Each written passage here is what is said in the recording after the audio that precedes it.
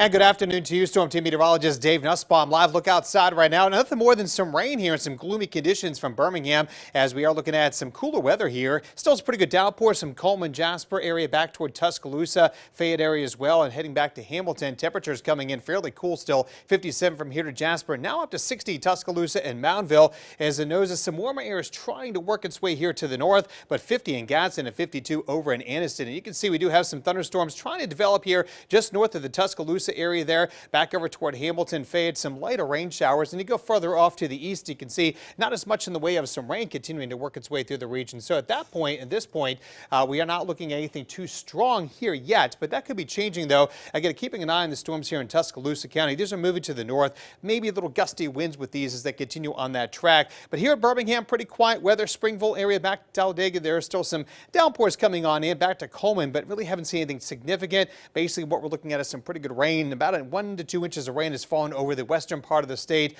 maybe about 1/4 of an inch here in Birmingham, so nothing too bad has already moved through the region. However, to our south, that's what we're watching for, as that warm air starts to nudge up our way. Strong to severe storms are developing. They have a confirmed tornado here up near Meridian, Mississippi right now. Kind of taking a closer look into that one now. We'll show you what we can possibly get here across the region, and that's that one we're talking about there. Also a confirmed tornado up near the Folsom, southeast Louisiana area. So some areas are getting in some of the bigger tornadoes right now, but overall though, not looking at anything too significant in Alabama. However, we are going to watch this part of Alabama southwest though. That's where there's a level 4 moderate risk of severe weather working its way through the region, and that is actually where we have the best chance for some tornadoes. Already there, the north shore there of Louisiana through South Mississippi, southwest Alabama. Now the chance of severe weather does decrease as you get up toward Birmingham. Not to say we can't get anything here, but I think maybe the slight risk area Tuscaloosa back to Wetumpka, Montgomery southward, that would be the northern extent, I think, where we may see a tornado or two. So we do have that weather aware in effect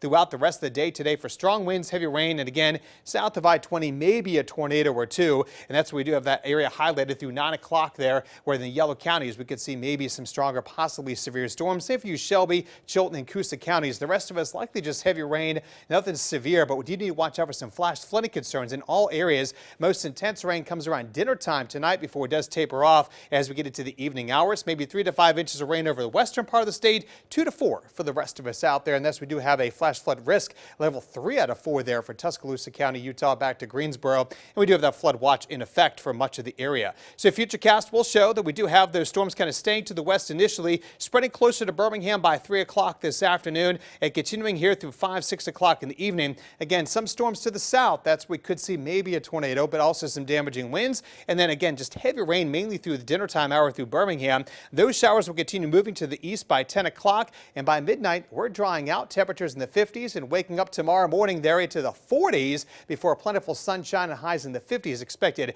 as we head into tomorrow. So tomorrow 56, colder 40s for the weekend. How about that? And looks like staying cool into early next week.